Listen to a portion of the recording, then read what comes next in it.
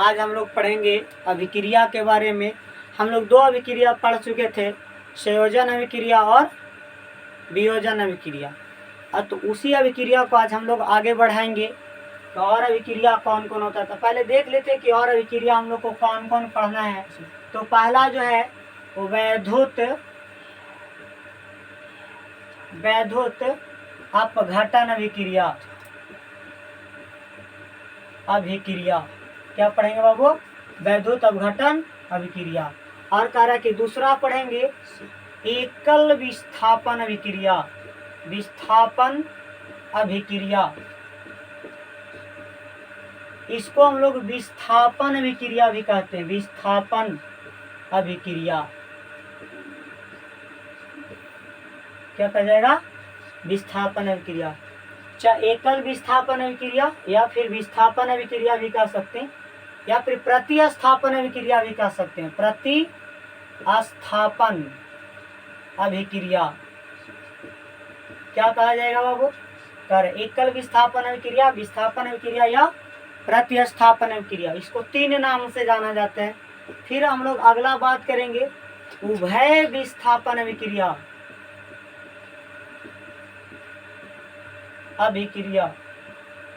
किसके बारे में बात करेंगे?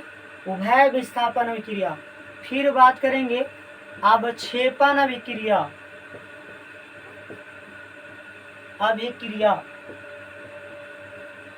क्या? अवक्षेपण अभिक्रिया। और पांचवा है उदासीनीकरण अभिक्रिया।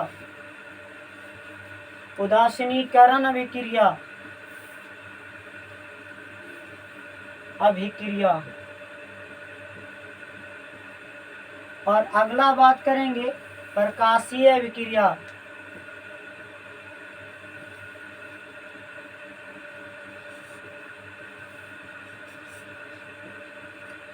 फिर अगला बात करेंगे हम लोग ऑक्सीकरण अभिक्रिया और अवकरण।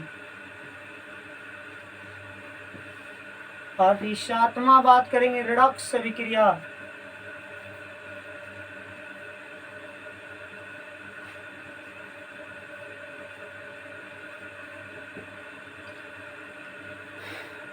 इतने प्रकार के अभिक्रिया के बारे में हम लोग पढ़ेंगे। ये सब अभिक्रिया क्या होता है उसी के बारे में जानना, या फिर उसी के बारे में हम लोग चर्चा करेंगे। बाकी आप लोग उसको समझ रहे हैं। कह रहा है कि वैद्युत अपघटन अभिक्रिया क्या है। तो वैद्युत अपघटन अभिक्रिया के बारे में हम लोग पहले चर्चा करेंगे कि वैद्युत अपघटन अभिक्रिया क्या है। वैद्युत अपघटन देख ले बाबू। कह रहा है कि वैद्युत मतलब होगा यहाँ पे विद्युत धारा। क्या होगा? वैद्युत का मतलब होगा वहाँ पे वैद्युत धारा। और अपघटन का मतलब होता है टूटना। यानी अभिक्रिया में अगर विद्युत धारा को अगर प्रवाहित कराया जाए तो उसमें जो बड़ा पदार्थ है ना वो अपघटित होना चाहिए, यानी टूटना चाहिए। क्या होना चाहिए? विद्युत धारा को प्रवाहित कराएंगे तो जो बड़ा पदार्थ है वो अपघटित होना चाहिए, वो टूटना चाहिए। अगर टूट गया तो वह अपघटन अभिक्रिया होगा। क्या करेगा? वह अपघटन अभिक्रिया होगा। तो जैसा हम लोग कहते हैं कि अगर सोडियम क्लोराइड है यानी नमक है, अगर इसके जलीय विलयन में अगर इसमें जल को में घोल दिया जाए, क्या कर दिया जाए? इसको जल में घोल दिया जाए। तो इसको जल में अगर घोलते हैं तो ये बनाएगा, टूट जाएगा Na sodium ion plus chlorine ion. कब? जब यहाँ पे विद्युत धारा भेजेंगे तब विद्युत धारा। तो यही कह रहा है कि जब सोडियम क्लोराइड के जलीय विलयन में जब विद्युत धारा को प्रवाहित कराया जाए तो सोडियम क्लोराइड जो होता है वो सोडियम आयन और क्लोरीन आयन में विखंडित हो जाएगा। क्या हो जाएगा? सोडियम आयन और कह रहा है कि क्लोरीन आयन में विखंडित हो जाएगा। यानी ये इसके जो आयन है ये क्या हुआ? टूट गया। तो ये कब टूटा? जब विद्युत धारा को हमने प्रवाहित कराया। तो जब विद्युत धारा को प्रवाहित कराया और सोडियम आयन और क्लोरीन आयन में टूट गया तब हम कहेंगे क्या? वैद्युत अपघटन अभिक्रिया है। क्या है? वैद्युत अपघटन अभिक्रिया है। तो जैसे मैग्नीशियम क्लोराइड के अगर जलीय विलयन में अगर विद्युत धारा को प्रवाहित कराया जाए तो ये magnesium ion plus chlorine ion में विखंडित हो जाएगा। हो जाएगा, क्लोरीन आयन में विखंडित हो जाएगा। यह वैद्युत अपघटन अभिक्रिया कहलाएगा। क्या कहलाएगा? डिफिनेशन सुनेंगे कि वैद्युत अपघटन अभिक्रिया किसे कहते हैं। वैश्विक रासायनिक अभिक्रिया जिसमें विद्युत धारा को प्रवाहित कराने पर ये जो यौगिक है वो आयन में विखंडित हो जाता है, यानी यौगिक टूट जाता है, तब उसको हम वैद्युत अपघटन अभिक्रिया कहते हैं। क्या कहेंगे? वैश्विक रासायनिक अभिक्रिया जिसमें विद्युत धारा प्रवाहित कराने पर टूट जाता है, अपघटित तो हो जाता है, उसे आप वैद्युत अपघटन अभिक्रिया कहते हैं। वैश्विक रासायनिक अभिक्रिया जिसमें विद्युत धारा प्रवाहित कराने पर विखंडित हो जाता है, अपघटित हो जाता है, उसे वैद्युत अपघटन अभिक्रिया कहते हैं। वैश्विक रासायनिक अभिक्रिया जिसमें विद्युत धारा प्रवाहित कराने पर अपघटित हो जाता है, यानी टूट जाता है, उसे आप वैद्युत अपघटन अभिक्रिया कहते हैं या फिर वैद्युत अपघटन अभिक्रिया के नाम से जानते हैं। क्या करेगा? वैद्युत अपघटन अभिक्रिया कहते हैं। अब अगला जो आ रहा है बाबू, एकल विस्थापन अभिक्रिया या प्रतिस्थापन अभिक्रिया या विस्थापन अभिक्रिया क्या है?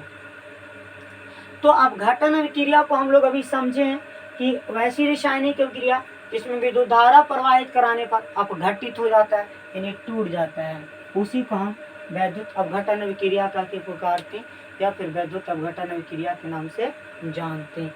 आगे देखेंगे एकल विस्थापन अभिक्रिया। क्या देखेंगे?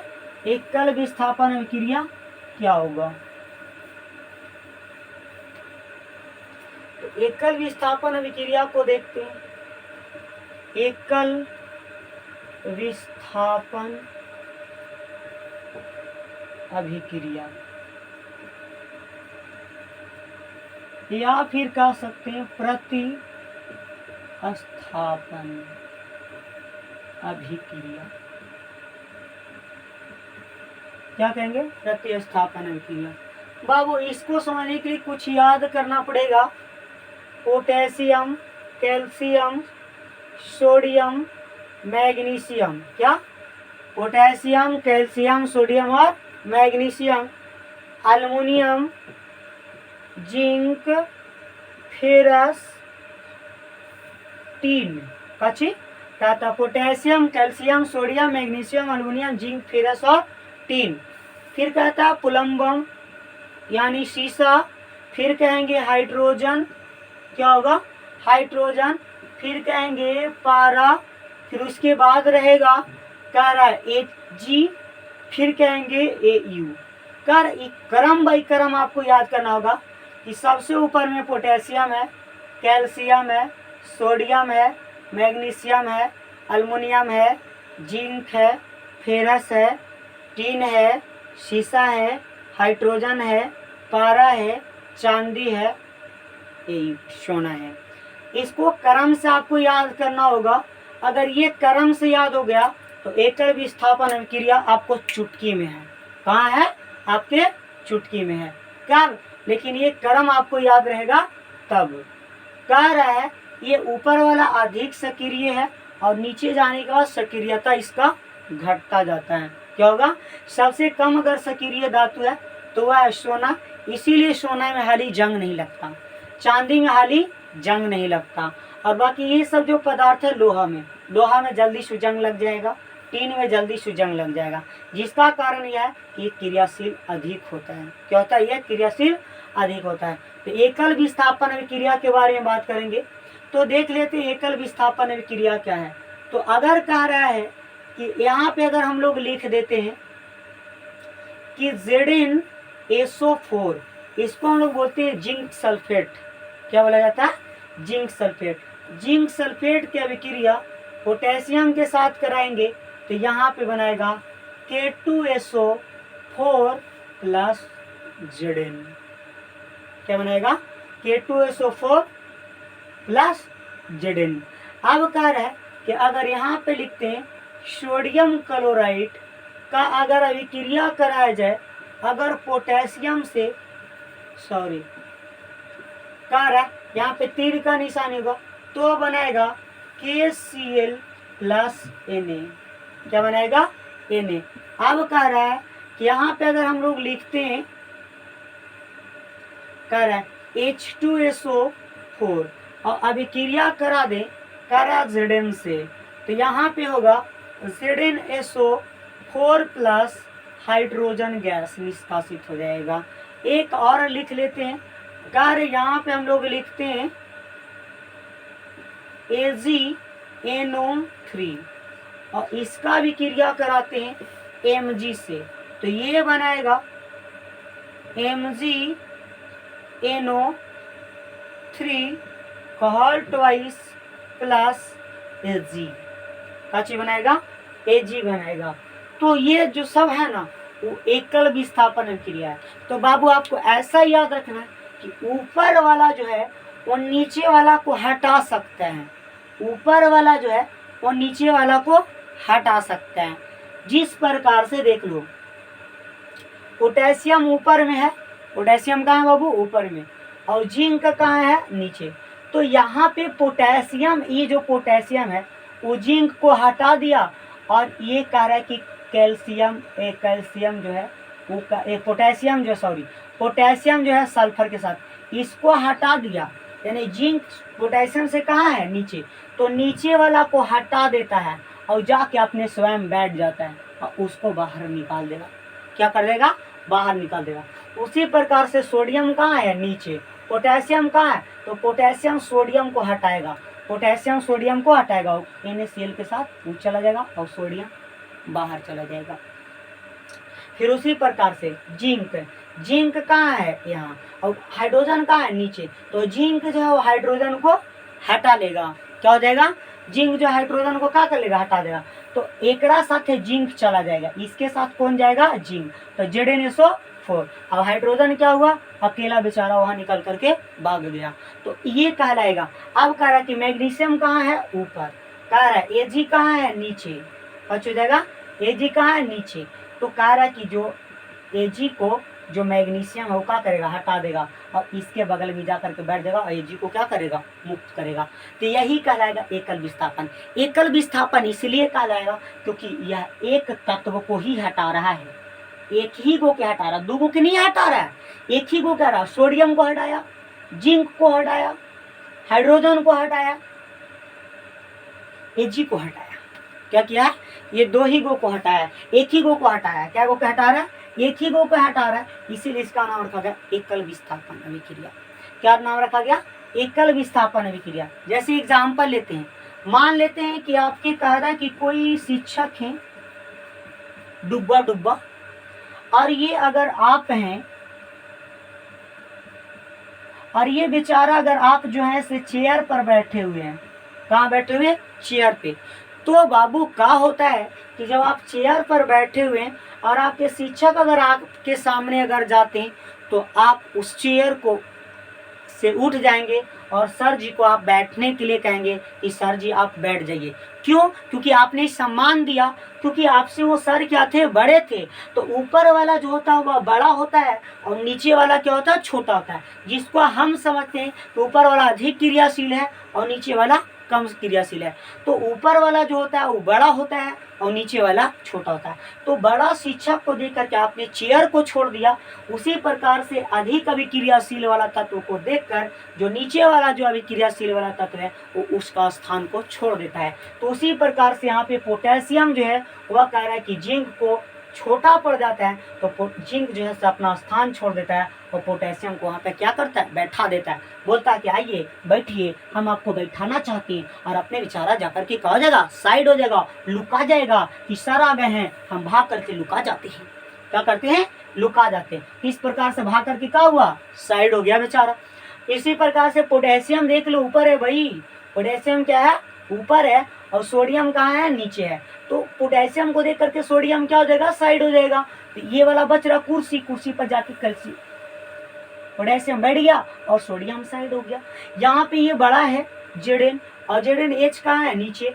तो ये हटाएगा इसको, तो H2 की जगह पे जा करके बैठ गया और H2 को क्या कर दिया, उस साइड कर दिया। उसी पर से बेचारा लोग सब हट रहे हैं और बाकी जा करके बैठ रहा है। क्या कह रहा है, बैठ रहा है। तो इसीलिए हम इसको बोलते हैं एकल विस्थापन अभिक्रिया। क्या बोलते हैं, एकल विस्थापन अभिक्रिया या प्रतिस्थापन। प्रतिस्थापन का मतलब एक को हटाओ दूसरा जाकर के बैठ जाए, क्या हो जाए, एक को हटाओ दूसरा जाकर के क्या करे, बैठ जाए, उसको हम लोग क्या बोलते हैं, प्रतिस्थापन अभिक्रिया। अब इसका डिफिनेशन समझेंगे कि एकल विस्थापन अभिक्रिया क्या है। वैसी रासायनिक अभिक्रिया जिसमें अधिक अभिक्रियाशील वाला तत्व कम अभिक्रियाशील वाला तत्व को हटाकर स्वयं उसका स्थान ग्रहण कर लेता है, उसे आप एकल विस्थापन अभिक्रिया कहते हैं। क्या कहेंगे, वैसी रासायनिक अभिक्रिया जिसमें अधिक अभिक्रियाशील वाला तत्व कम अभिक्रियाशील वाले तत्व को हटाकर स्वयं उसका स्थान ग्रहण कर लेता है, उसे आप एकल विस्थापन अभिक्रिया कह के पुकारते हैं या फिर एकल विस्थापन अभिक्रिया के नाम से जानते हैं। वैसी रासायनिक अभिक्रिया जिसमें अधिक अभिक्रियाशील वाला तत्व कम अभिक्रियाशील वाला तत्व को हटाकर स्वयं उसका स्थान जाके ग्रहण कर ले, उसी को आप एकल विस्थापन अभिक्रिया कह के पुकारते हैं या फिर एकल विस्थापन अभिक्रिया के नाम से जानते हैं। क्या कहेंगे, एकल विस्थापन। तो इस प्रकार से आप इसको पहला एग्जाम्पल, ये दूसरा है, ये तीसरा है और ये चौथा है। तो इस प्रकार से बाबू इसको एकल विस्थापन अभिक्रिया को आप समझ सकते हैं कि एकल विस्थापन अभिक्रिया इस प्रकार से होता है। हम आप लोग को देखना चाहते हैं कि कौन कौन ये चीज को बना पाते हैं।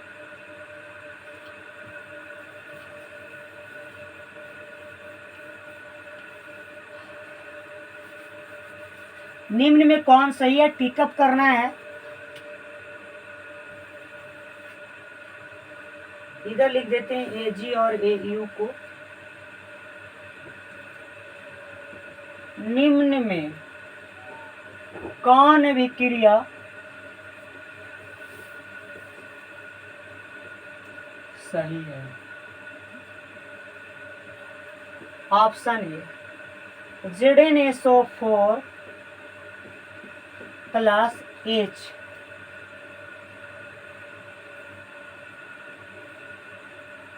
H2SO4 plus Zn। Option A. Option B, option A यहाँ है, option B MgCO3 plus potassium तो K2CO3 plus Mg। Option number C ZnSO4 sorry क्या है H2SO4 प्लस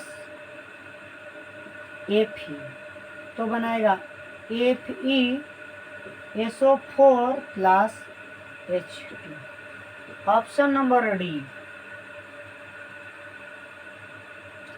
MgNO3 प्लस हो जाएगा पोटेशियम बनाएगा KNO3, यहाँ पे ऑल्ट वाइस होगा प्लस Mg। इसमें देखना है कि कौन सही है और कौन गलत है। तो बाबू ये सब जो अभिक्रिया है वो सही है और ये वाला पहला ऑप्शन गलत है। क्या है, गलत है।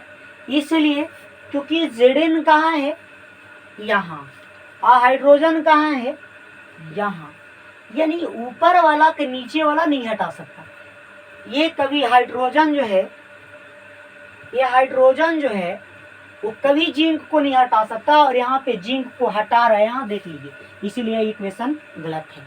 बाकी सब ऊपर वाला नीचे वाला को क्या कर रहा है, हटा रहा है। ये ऊपर है मैग्नीशियम को हटा दिया, ये ऊपर है हाइड्रोजन को हटा दिया, ये नीचे, ये ऊपर है मैग्नीशियम को हटा दिया। तो ये तीनों जो समीकरण इक्वेशन है, अभिक्रिया है, ये तीनों सही है और ये बिल्कुल सही नहीं है।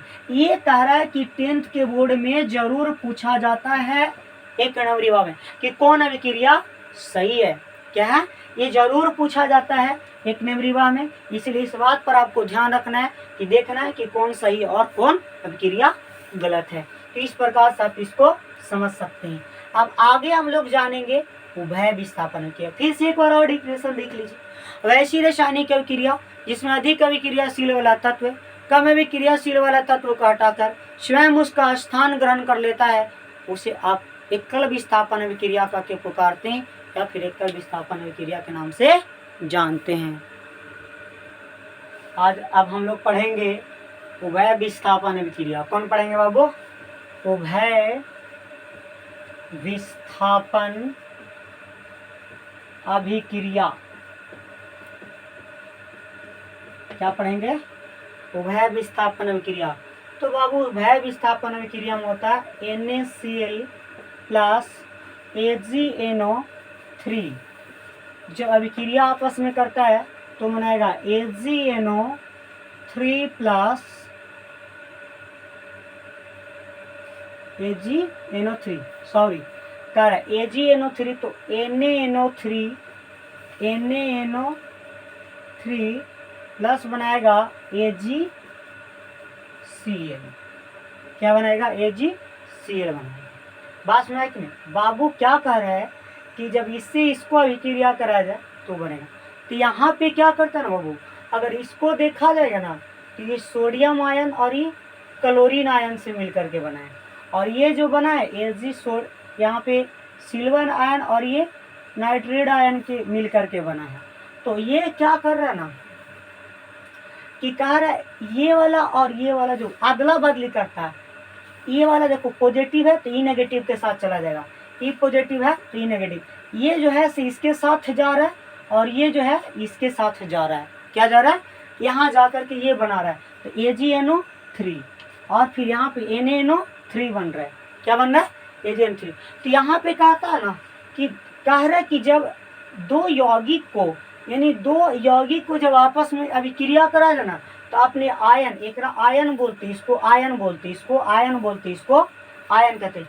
तो दो यौगिक को आपस में अभिक्रिया कराया जाता है ना तो आयनों का अदला बदली होता है, ये एकरा पर और एकरा पर एकरा पर आ जाता है, यानी दो आयनों का अदला बदली होता है ना, उसी को उभय विस्थापन अभिक्रिया कहते हैं। क्या कहेंगे कि वैसी रासायनिक अभिक्रिया जिसमें दो या दो से अधिक यौगिक आपस में जब अभिक्रिया करता है तो अपने आयनों की अदला बदली करके एक नया यौगिक का निर्माण करता है। तो बताओ ये वाला अलग अलग है, तो ये दोनों नया यौगिक का निर्माण हो रहा है कि नहीं, तो अपने आयनों का अदला बदली कर रहे हैं कि नहीं, तो अपने आयनों को अदला बदली करके एक नया यौगिक का निर्माण करता है, उसी का आप उभय विस्थापन अभिक्रिया कहते हैं। वैसी रासायनिक अभिक्रिया जिसमें दो या दो से अधिक यौगिक आपस में अभिक्रिया करके यानी आयनों को अदला बदली करके दो एक नए यौगिक का निर्माण करता है, उसे उभय विस्थापन अभिक्रिया कहते हैं। वैसी रासायनिक अभिक्रिया जिसमें दो या दो से अधिक यौगिक आयनों को अदला बदली करके एक नया यौगिक का निर्माण करता है ना, उसी को उभय विस्थापन अभिक्रिया कहते हैं। कहता है वैसी रासायनिक अभिक्रिया जिसमें दो या दो से अधिक यौगिक अपने आयनों की अदला बदली करके एक नया यौगिक का निर्माण करता है, उसे उभय विस्थापन अभिक्रिया कहकर पुकारते हैं या फिर उभय विस्थापन अभिक्रिया के नाम से जानते हैं। जैसे FeS को अभिक्रिया कराया जाए H2SO4 से, तो बाबू देखो यहाँ पे क्या होगा, Fe है +2 और S है -2, H है प्लस और SO4 है -2। तो इसका माइनस वाला किसके साथ जाएगा, इसके साथ, और ये प्लस वाला किसके साथ जाएगा, इसके साथ। तो क्या बनाएगा बाबू, HS, क्या बनाएगा, HS बनाएगा, H2S बनाएगा, क्या बनाएगा, इसका इस पे और इसका इस पे, H2S। अभी इसके साथ जाएगा तो बनाएगा FeSO4, क्या बनाएगा। तो यहाँ पे क्या कर रहा ना, आयनों का अदला बदली कर रहा है, इसका आयन इस पे और इसका आयन इस पे, यानी देखो ये दोनों पहले से ये है और अब ये इसके साथ चला गया, यानी आयनों को क्या कर दिया, अदला बदली कर दिया, ये इसके साथ बदल चल गया और ये इसके साथ चल गया, तो एक बोलते हैं आयनों का अदला बदली। तो इसी से डिफिनेशन देते हैं कि वैसी रासायनिक अभिक्रिया जिसमें दो या दो से अधिक यौगिक आयनों को अदला बदली करके एक नया यौगिक का निर्माण करता है ना, उसे उभय विस्थापन अभिक्रिया करके पुकारते हैं या फिर उभय विस्थापन अभिक्रिया के नाम से जानते हैं या फिर उभय विस्थापन अभिक्रिया कहते हैं। तो उभय विस्थापन अभिक्रिया में होता है आयनों का अदला बदली, क्या होता है, आयनों का अदला बदली होता है, उसी को उभय विस्थापन अभिक्रिया करके पुकारते हैं या फिर उभय विस्थापन अभिक्रिया के नाम से जानते हैं।